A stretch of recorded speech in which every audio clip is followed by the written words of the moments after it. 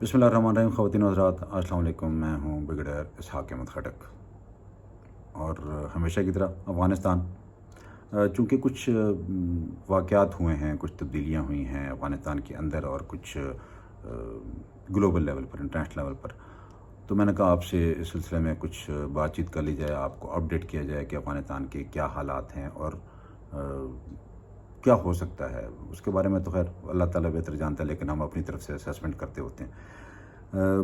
پہلی چیز یہ افغانستان کے اندر کے حالات، جنگ جاری ہے اور کافی تیزی سے جاری ہے۔ تین بڑے صوبائی دارالحکومت جو ہیں وہ ہیں جی ہرات، لشکرگاہ، ہیلمند پروونس اور قندھار میں۔ ضروری چیز یہ ہے کہ ان تینوں جگہوں پر افغان طالبان نے پوری کوشش کی ہے اور اپنی طرف سے ایک فل فلیج افینسو لانچ کیے تھے، خاص طور پر ہرات اور لشکرگاہ میں۔ ہیلمند قندھار پہ اس طرح وہ ابھی تک نہیں آئے، لیکن قندھار کو انہوں نے تقریباً گھیرے میں لیا ہوا ہے۔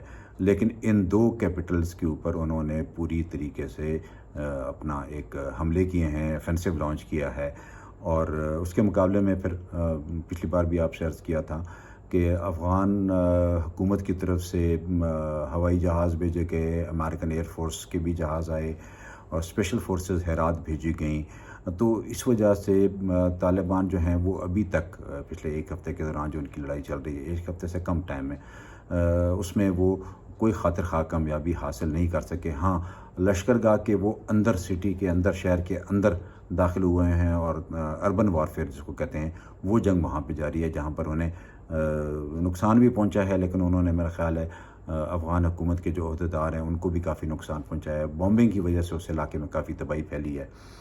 ہرات میں شہر کے اندر تو وہ پوری طرح سے داخل نہیں ہوئے، لیکن یہ ہے کہ شہر کے باہر جو آؤٹسکرٹس ہوتے ہیں یا جس کو مضافات کہتے ہیں، قریبی، زیادہ دور نہیں، قریبی مضافات، ان علاقوں میں لڑائی چل رہی تھی۔ لیکن ان تینوں جگہوں پر جس کے بارے میں لوگ سوچا جا رہا تھا کہ شاید طالبان کو یہ علاقہ قبضہ کر لیں، وہ نہیں ہو سکا ہے۔ طالبان کافی ڈیسپریٹ ہیں کہ وہ چاہتے ہیں کسی طور سے کوئی ایک آدھ امپورٹنٹ کیپٹل سٹی، ایک آدھ امپورٹنٹ دارالخلافہ، صوبائی دارالخلافہ، اس کو وہ قبضہ کریں تاکہ ان کا جو مورال ہے اس کے اوپر اس کا افیکٹ پڑے گا، اور اسی طرح اس کا جو افیکٹ ہوگا وہ افغان حکومت کی طرف بھی پڑے گا۔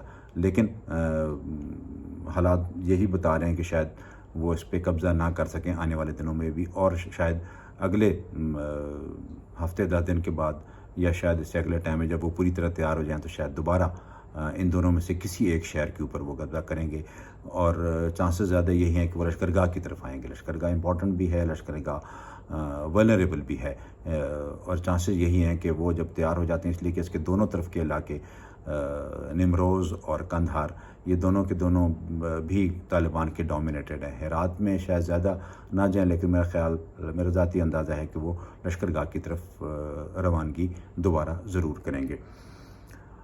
اب آتے ہیں جی زرنج کی طرف۔ زرنج دارالخلافہ ہے نمروز پروونس کا، اور نمروز آخری جس کو کہتے ہیں ساؤتھ ویسٹ میں ایک پروونس ہے جس کا دونوں ایران اور افغانستان کے ساتھ بارڈر ملتا ہے، اور ایران کے ساتھ جو جگہ زرنج جس کو کہتے ہیں وہاں پہ بیسیکلی یہ بارڈر کراسنگ پوائنٹ ہے، اور یہاں سے تمام ٹریڈ جو کہ افغانستان کو آتی ہے وایا ایران، نیچے چابہار سے اس کا لنک ہے، روڈ لنک ہے، اور اس کے ساتھ ہی اس کا بندر عباس کے ساتھ بھی لوگ، تو ایک بہت بڑا ٹریڈنگ روٹ ہے اور بہت بڑا رش بہت رہتا ہے، کنٹینرز کی موومنٹ بہت زیادہ ہے اس علاقے میں، اور اچھا خاصا ریونیو حکومت اس بارڈر پوائنٹ سے اکٹھا کرتی ہے۔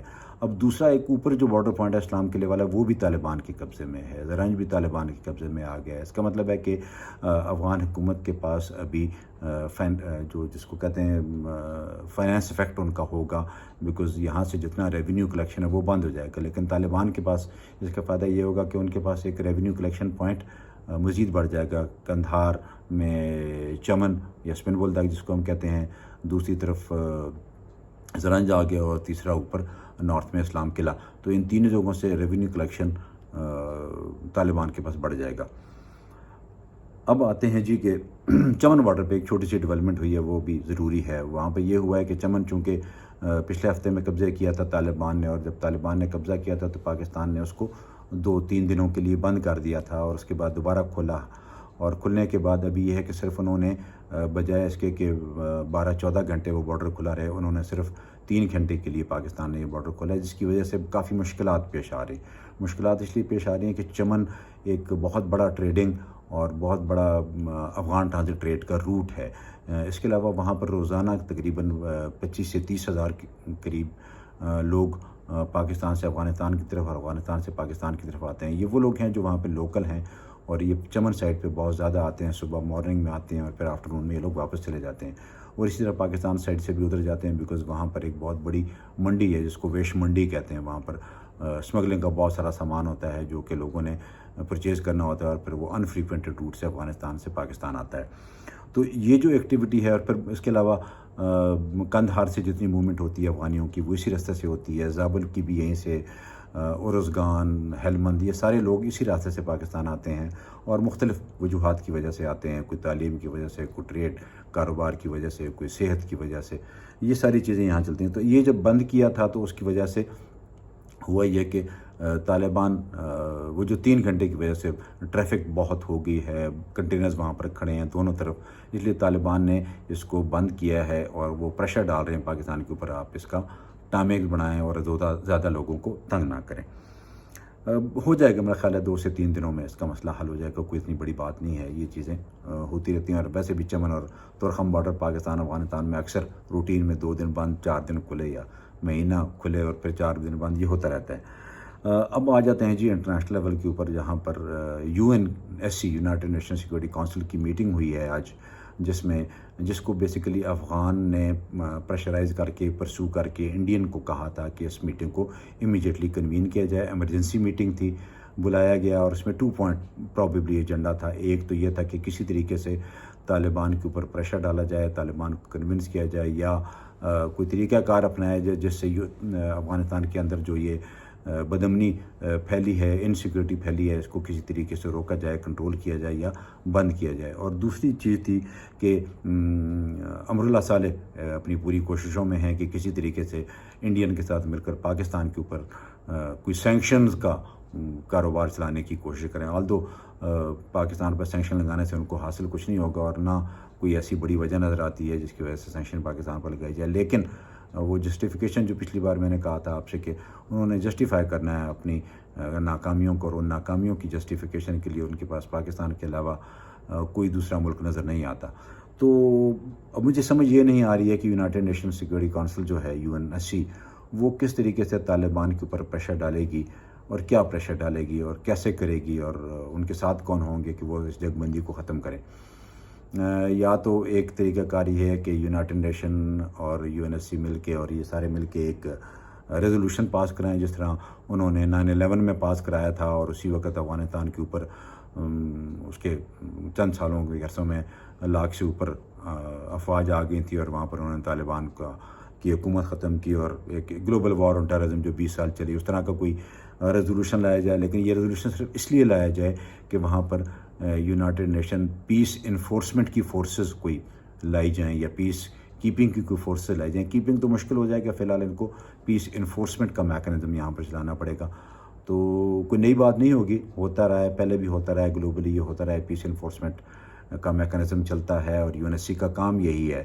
اور یونائٹڈ نیشن بھی مسٹر کر سکتا ہے، اور کچھ مسلمان ممالک کو انوالو کیا جا سکتا ہے. بہرحال ایک فوڈ فار تھاٹ ہے، دیکھیں UNSC اس کے اوپر کیا کرتا ہے. ایک اور ایکسٹینڈڈ ٹرائیکا کی میٹنگ UNSC نے رشیا نے کال کی ہے، یہ دوحہ میں ہوگی، اور 11 تاریخ کو ہوگی، جس میں China, Pakistan, United States, Russia اور اس طرح کے کچھ ممالک ہیں جو کہ کلوز والے ہیں، اس لیے اس کو انہوں نے ایکسٹینڈڈ ٹرائیکا کا نام دیا ہے، جو اگین افغانستان کے سلسلے میں ہے. اور اسی طرح ایک اور بھی میٹنگ ہونی ہے جو کہ دوحہ میں ہونی ہے، قطر میں ہونی ہے، یہ بھی اگلے ہفتے میں ہونی ہے. اچھی ڈیولپمنٹ ہیں، گلوبلی ایفرٹس ہوں گی، دوسرے ممالک کام کریں گے اور افغانستان کے بارے میں سوچیں گے، افغانستان کے بارے میں کچھ اقدامات لیں گے، تو وہاں پر امن آئے گا. 40 سال کی بدامنی کے بعد میرا خیال اب ہوش آ جانا چاہیے دنیا کے ان سپر پاورز کو اور ان گلوبل آرگنز کو کہ افغانستان بھی اسی طرح امن ڈیزرو کرتا ہے جس طرح کہ دنیا کے باقی ممالک کرتے ہیں. آج اسی کے بارے میں بات کرنا آپ سے تھا، اور امید ہے آپ لوگ لائک کریں گے میری ڈسکشن کو، اور اگر پسند کرتے ہیں تو ضرور سبسکرائب کیجیے گا۔ Thank you very much. اللہ حافظ۔